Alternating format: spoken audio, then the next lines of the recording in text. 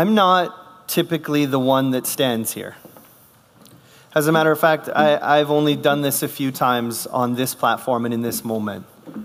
But I had something happen during the first service where I was standing over here, and during that last song in the first service, a lady came up to me and she tapped me on the shoulder and she said, I believe I have something that God wants to share.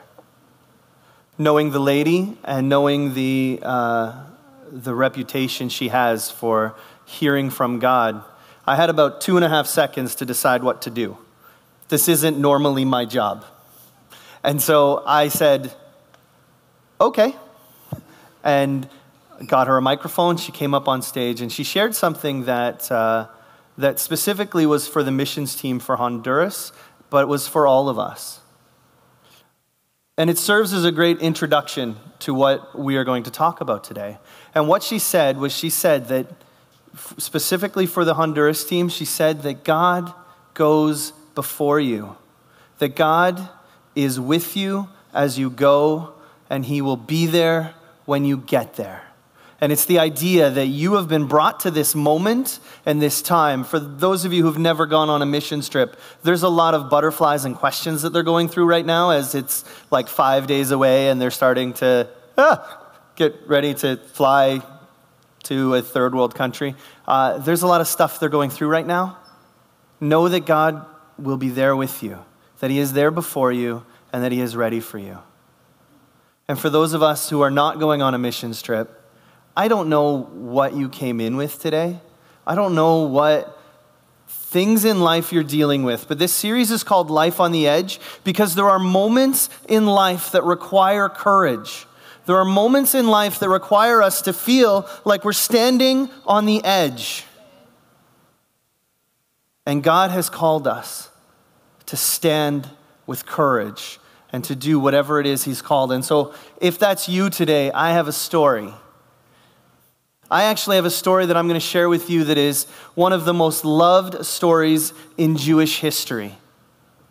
But as I tell you this story, and before I tell you this story, there's a few things you need to know. Because unfortunately, it is a culture that's very different than ours. And so I'd like to tell you a few things about where our story takes place. First of all, it takes place approximately 2,500 years ago, which is a really long time. 2,500 years, and a lot of life is different. It is not a typical society like we think. Instead, everything is ruled on the whim, on the desires, and on the slightest inclination of a king. It is like if a king feels like, I'm going to wipe out these people. Okay.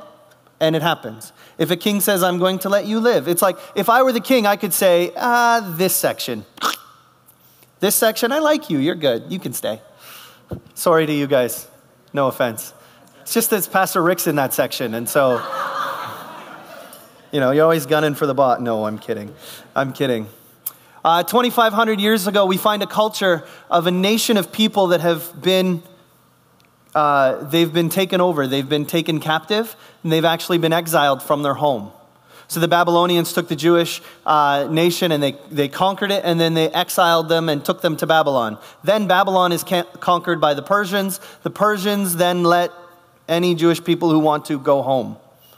Not all of them do. Some do, some don't. Our story takes place in the country of Persia and Mede, and it does in fact tell us about a king. There is nothing VeggieTales about our king. If you think 2,500 years ago, one of the cultural things that we need to understand is there is not a respect for human life like we have today. Today we are in uproars and we are appalled at the death of a few or even many. But back then, life was a commodity, traded. And furthermore to the story, women are not people, women are property. I'm not advocating that women are property and not people. Don't hear what I'm not saying. But in our culture where this story takes place, women are not viewed as people, they're viewed as property. Our king is one of the meanest kings throughout all of history. The king has actually conquered 127 provinces at this time. He is the leader of the largest known empire in the world at that moment. And the king is feeling pretty good about himself. So good, in fact, that he throws a party for 180 days. He's like, I'm going to take all my nobles and officials, and we're going to have a party for 180 days. And so they do this 180-day party, and at the end of it, he is not tired out of partying. He actually says, now I'm going to throw a party for the entire country for 7 days. For the next 7 days, the entire country is going to party. And there's an interesting little note in here that says he put no limits on the amount of wine that they were allowed to have. You can, chuckle and think about that yourself, but there's no limits on the wine. And so you can interpret this. The story actually tells us that the king was in high spirits on the seventh day because of the wine. Translation, he's had a lot of wine, okay? I recognize that there's no kids service, so I'll use careful words here, but it's the seventh day, he's had a lot of wine, and he calls for his queen, Queen Vashti, and he says, Queen Vashti, come and show your beauty to all of the people who are here with me. And the queen says, no. Remember that part about women are property, not people? The queen says no. The king is absolutely offended, and he can't believe that the queen would actually say no to him. And so he calls his officials together, and he says, what are we going to do? And they're all like super worried, because what would happen if other women learned about what the queen did to the king? Women everywhere would disrespect their husbands and say no to them at times. Seriously, it's in the text. Have you ever thought the Bible was boring? Seriously, just read it, because it's very, very interesting. And so what he does is he says this, we must make an example of Queen Vashti. And so he strips her of her crown. She is no longer queen, and she is banished from the king's presence for life because she wouldn't come to his drunken party. Interesting. As I said, there is no VeggieTales about this king. This simply can't be. As our story begins, what happens is the king has banished the queen and kind of has this momentary wait a second, I actually liked her. And so he's consulting with his officials again saying, I'm kind of sad that I banished the queen. And his officials say, I've got the perfect plan. What you should do is we will gather up all the beautiful maidens in our country and bring them to you, and you can choose a new queen. And the king, being a human, says, that sounds like a great idea. Bring me all the pretty ladies. Bring them in. Let's pick one. So that's where our story begins. But before we get into the story, there are some characters I need to tell you about really quickly. There's a character of Haman. Haman is a local guy. He is a Persian. And in our story, Haman is highly ranked official. He's actually honored by the king. He's such a great servant of the king that he is honored and put in second place to the king. People are actually required to bow to Haman as if he were the king, even though he's not the king. Haman's pretty cool with this. The second character I need to tell you about is a man named Mordecai. Mordecai is a Jew. Mordecai works at the palace gate, and Mordecai is also a faithful servant of the king. The last character that I'm going to tell you about is the person our story is named after, and that is the story of Esther. If you're wondering where in the Bible to find this story, it's in the book of Esther, which tells you that our character might be important since they named the entire book after her. Just saying. If our story were a movie, it would likely begin at the scene of a birth. There is no dad at this birth. The dad has passed away, and the mom is not doing well. And as the baby is born, the mother passes, and the camera would, if it were a movie, the camera would pan to a young man named Mordecai, who is the cousin to this little child, and you would see him take this baby, and you would see him utter the words, I will raise her as my own daughter. And then the camera would pan out and it would do the title screen and, all the credits and who's playing who and all of that kind of stuff. And it would fast forward 14 years later. The story of Esther begins with her parents dying and continues on to her being adopted by her cousin Mordecai. 14 years later is when we begin, and our king is looking for a queen. So all of the young maidens, all of the beautiful young maidens are gathered and brought to the harem in the palace, and Esther is among those who are brought in. Now, a girl who was brought in to the harem, what would happen is you would have 12 months of beauty treatments. They're like, we're picking all the most beautiful girls, and then we're going to make them beautiful over 12 months. So apparently beauty is really, really important here. And so they would come in and they would have 6 months of beauty treatments with the oil of myrrh, and then 6 months with other oils and creams and stuff to get them ready. And then once a girl was ready, what they would do is they would take her to the king in the evening, and then she would be brought back in the morning and be taken to a different section of the harem and be considered a concubine. I'll let you fill in the gap as to what's happening there. But so the virgins are brought in and then they become concubines. Okay? You understand what's going on? Good. Okay, good. If you don't understand, that's good too. Okay. When it's Esther's turn, Esther actually gains favor with the eunuch who is in charge of the women. The eunuch gives her a special diet. He gives her special beauty treatments. They move into the best part of the harem. She's won favor with the eunuch. And then she is taken to the king. And when she's taken to the king, she pleases the king. And the king is so happy immediately that he puts the crown on her head and declares her queen instead of Queen Vashti. He throws a royal banquet and he declares a national holiday across all of the provinces. This king liked to celebrate. Like, hey, I chose a new queen, day off. Woo!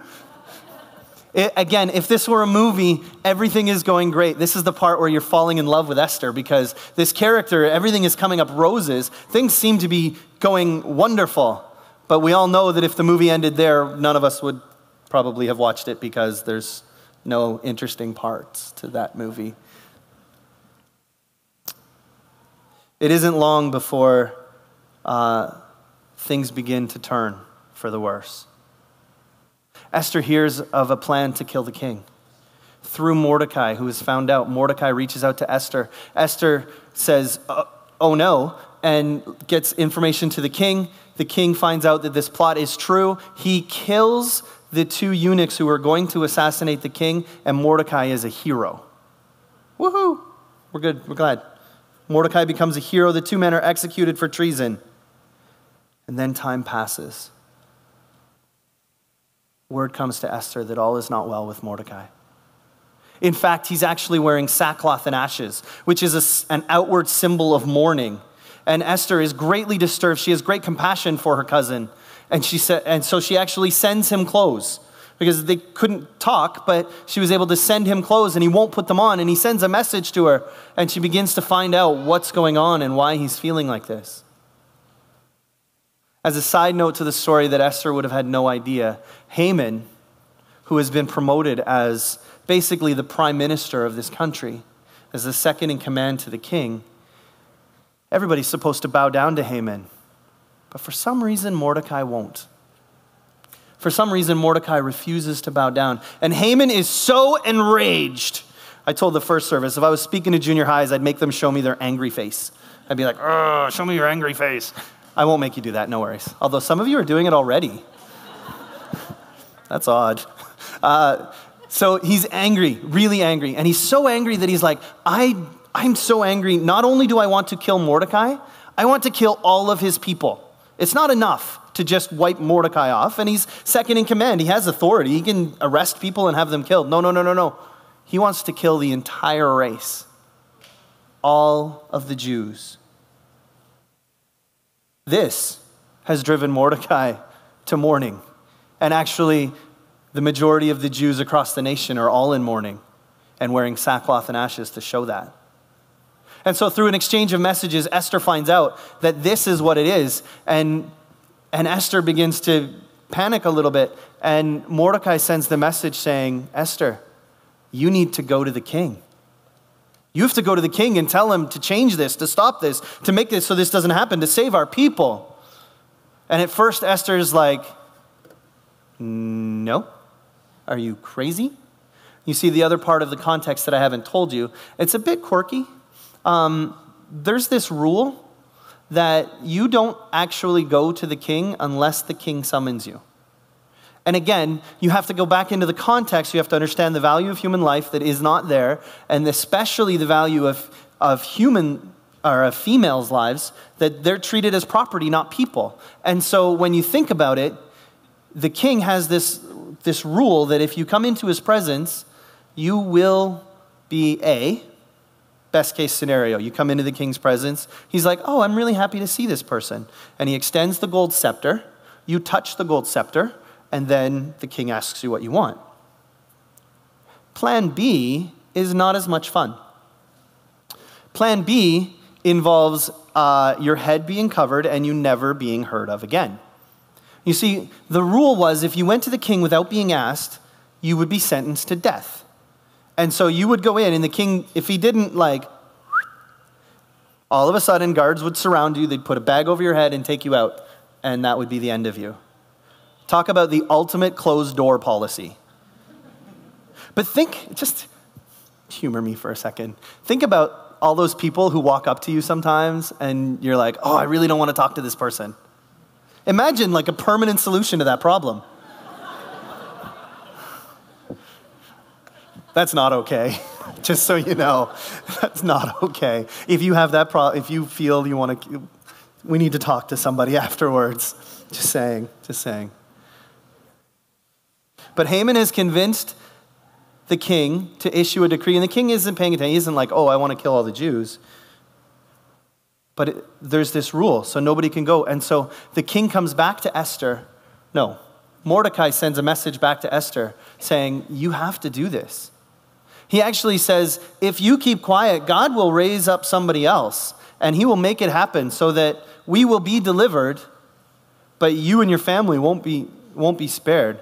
And he says, who knows, perhaps you were made queen for such a time as this, which is the classic line of the book of Esther that everybody quotes, talking about purpose and destiny.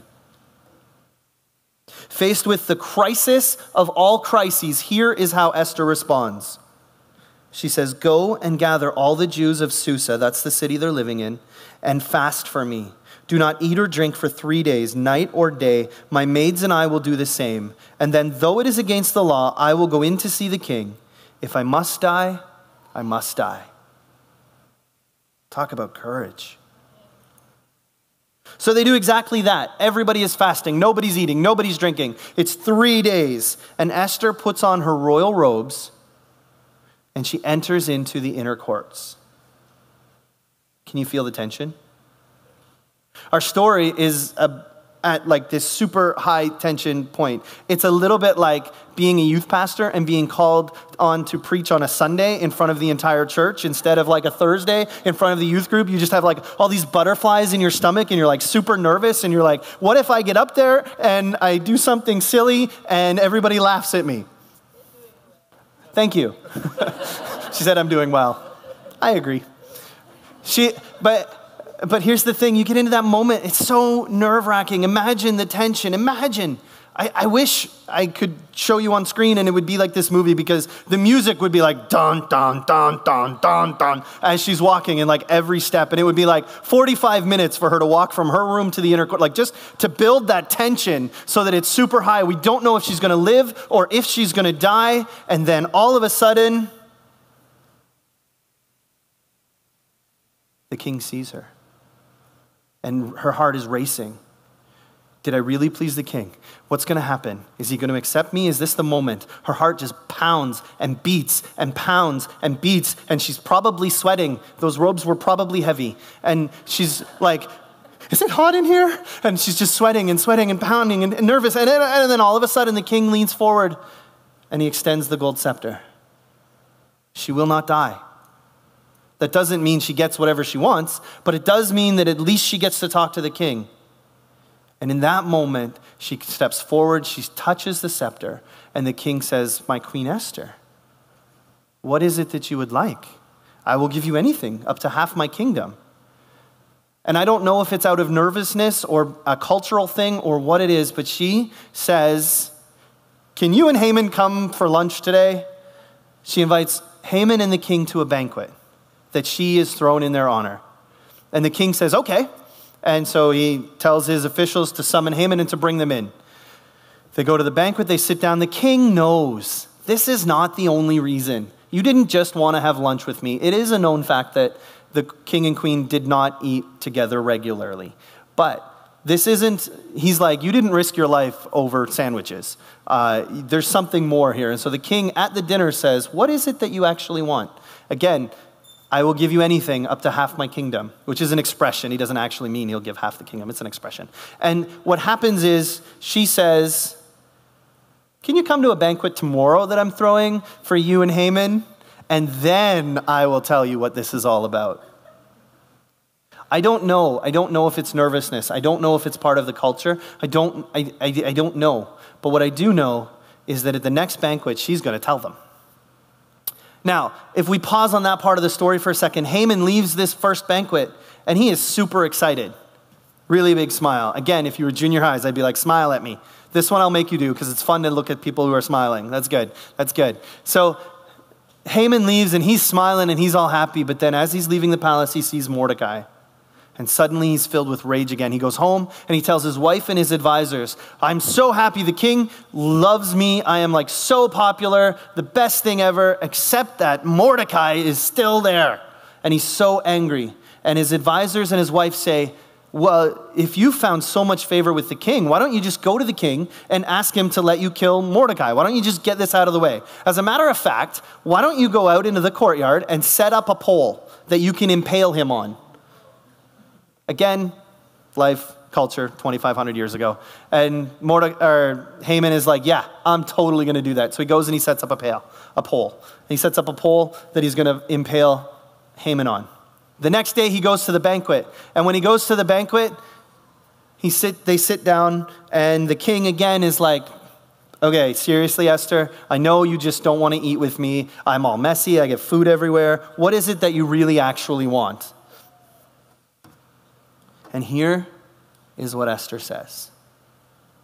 Queen Esther replied, if I have found favor with the king, and if it pleases the king to grant my request, I ask that my life and the lives of my people will be spared. For my people and I have been sold to those who would kill, slaughter, and annihilate us. If we had merely been sold as slaves, I could remain quiet, for that would be too trivial a matter to warrant disturbing the king. Who would do such a thing? The king Xerxes replies.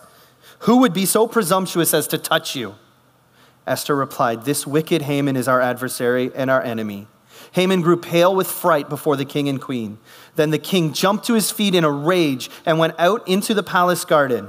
Haman, however, stayed behind to plead for his life with Queen Esther, for he knew that the king intended to kill him.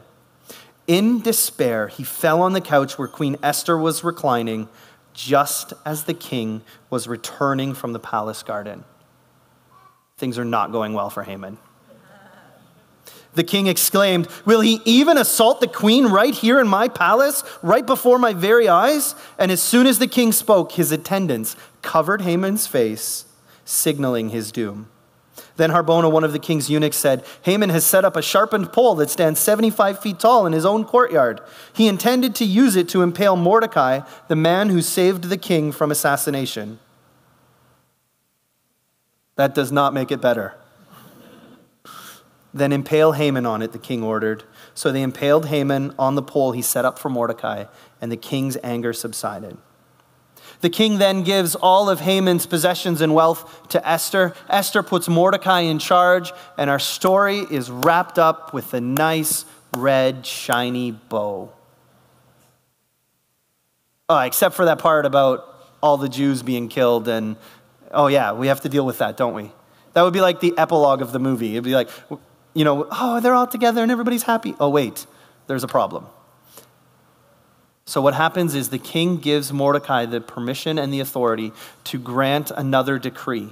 What's interesting in here is the king's decrees, once they had been issued and had the king's signet stamp on it, they could not be repealed. Not even the king himself had the authority to say, actually, just ignore that one. So what they did was he gave Mordecai the authority, and they issued another decree. And the new decree said that all of the Jews could band together and could defend themselves against any enemies who tried to kill them. And so both decrees were set for the same time. They were scheduled to happen on what would work out to be March 7th. My birthday is March 10th, which is just kind of interesting. On the first day, March 7th, there is a great battle. And in the city of Susa alone, 500 men are killed. 500 enemies of the Jews are killed. And the king comes to Esther and says, so, everything good?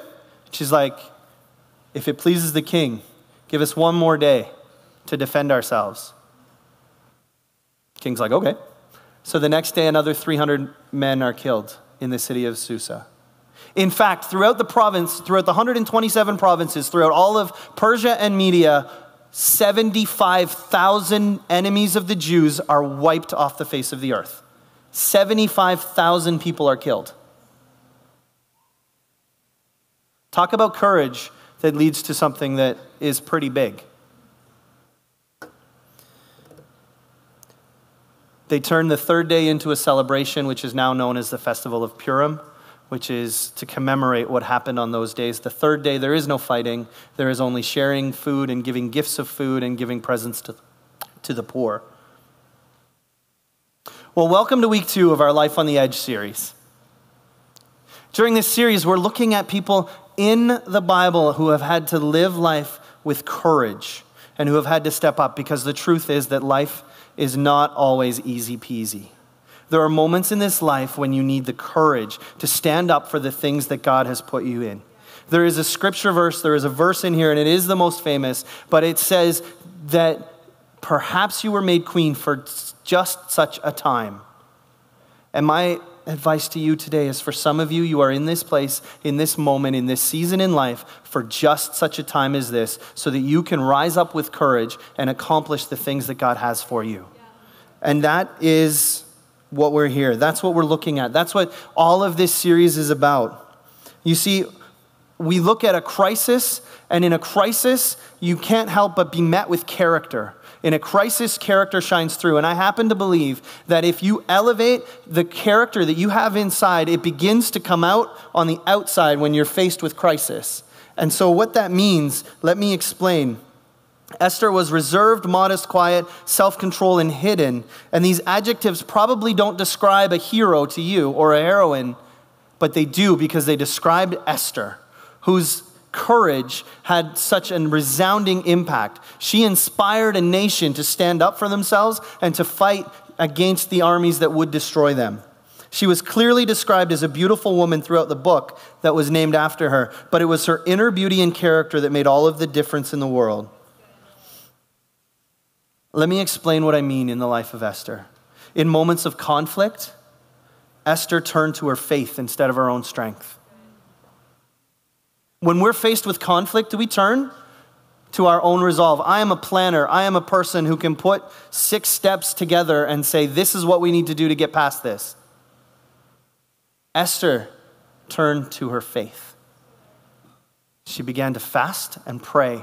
She called all the nation to fast and pray for her, for that moment, so she would know what God's plan was. In moments of fear, Esther responded with respect and not contempt. Throughout all of the book of Esther, every time she addresses the king, if it pleases the king.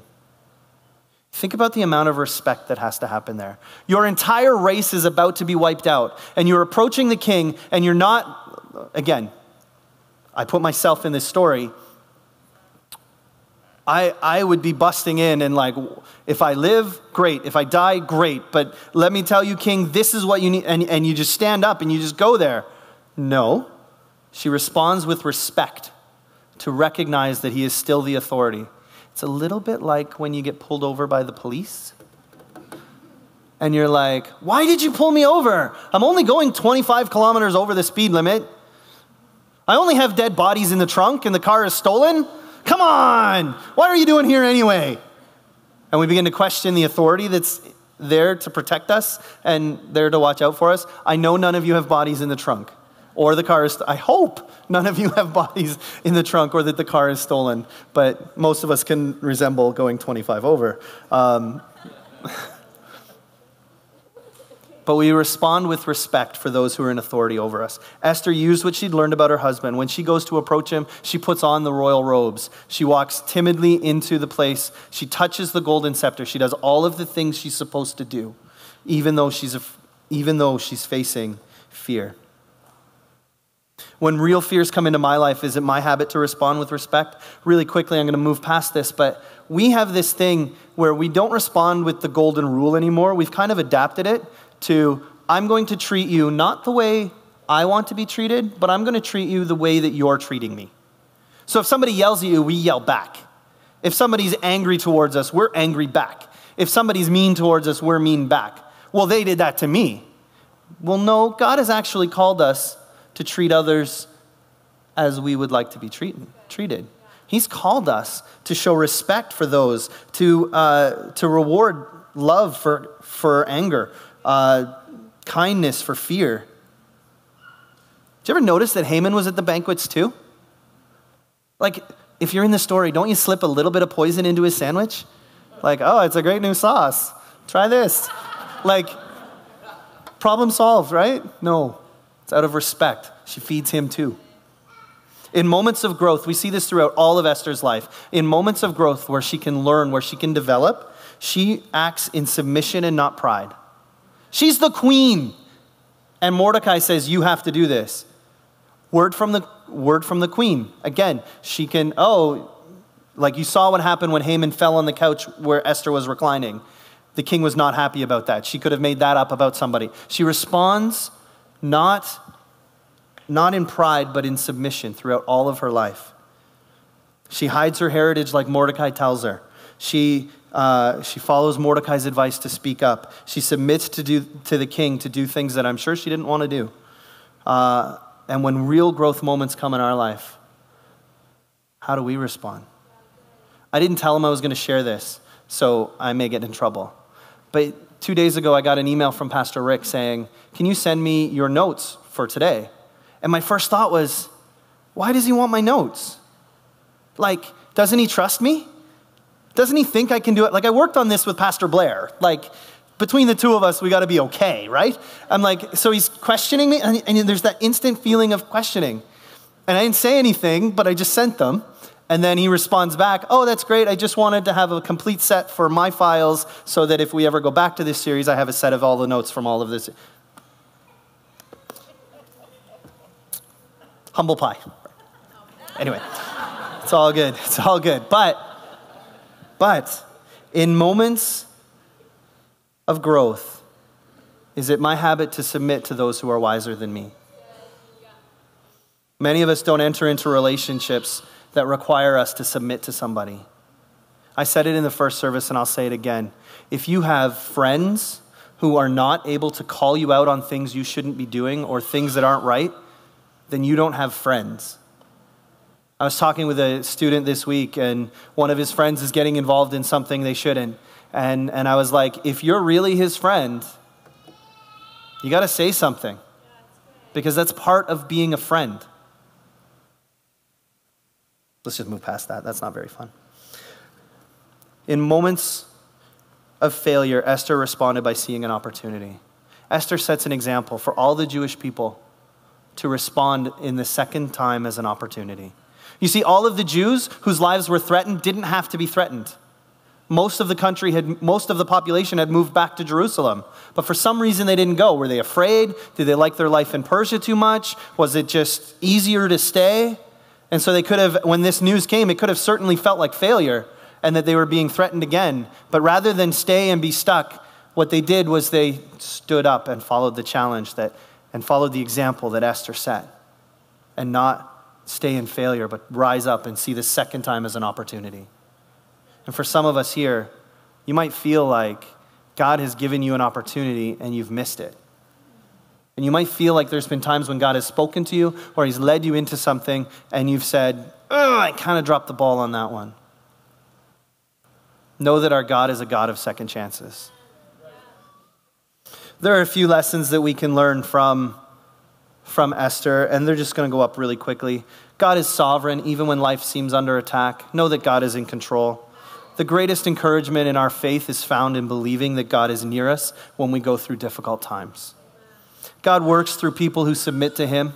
Submission to God results in God working through you. To submit is to serve someone else's mission. It's not coming to God and saying, hey, God, can you make this happen for me? It's submitting and surrendering, and God works through that. God does the impossible when the impossible is all that's left. Great victories come from great opportunity, which often start as great challenges. And God uses our example to inspire others.